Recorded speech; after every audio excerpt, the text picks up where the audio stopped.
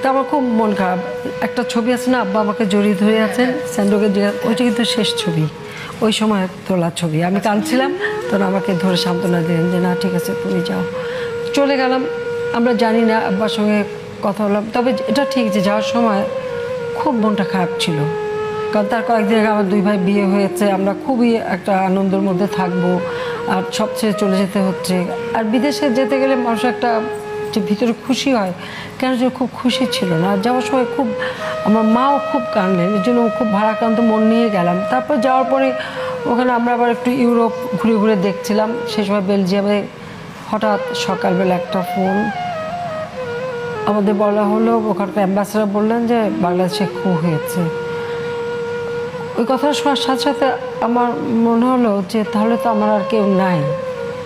কিন্তু তখন আমরা কিচ্ছু জানি না, খবরও জানি না। আর ওদের ভাষায় টিভিতে নিউজ, শুধু আব্বার ছবি দেখছি, কিন্তু কিছু বুঝতে পারছি না।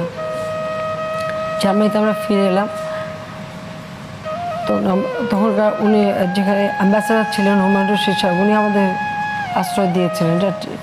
ওনার ওয়াইফ সবাই খুব সান্ত্বনা দিলেন, এবং উনি একসময় আমাকে আলাদাভাবে ডেকে নিয়ে বললেন যে আমি বিভিন্নভাবে খবর নিয়েছি, মনে হয় কেউ বেঁচে নাই। তো খবরটা শোনার পর যাই না, কিছুক্ষণ আমি বলতে পারবো না, আমার পৃথিবীর ওই সময়টা আমার কাছ থেকে হারিয়ে গেছে।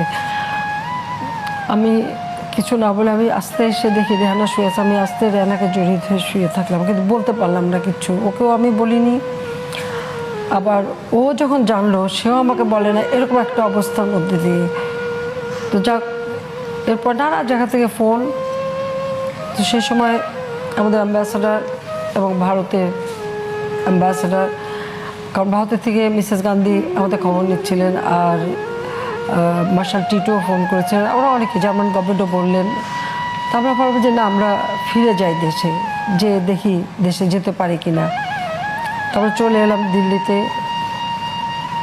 তারপরে তো ওখানে এসে জানলাম যে না, আসলে কেউই নাই। তখন একটা আশা ছিল যে মা রাসেল বেঁচে আছে, কিন্তু ওখানে এসে শুনলাম মিসেস গান্ধীর সঙ্গে যখন দেখা হলো, বললেন যে না, কেউই নেই, তোমরা এখানেই শেল্টার নিয়ে থাকো।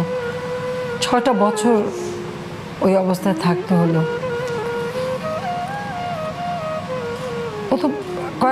প্রথম কয়েকটা বছর আসলে বিশ্বাসই করতে চাইনি, বিশ্বাস করতে পারিনি। নামাজ পড়তাম, মোনাজাত করতাম, কিন্তু বাবা মা যে মারা গেছেন এই কথাটা কখনো ভিতর থেকে আসতো না, বের হতো না, বলতে পারতাম না। বোধহয় দিন চলে যায়,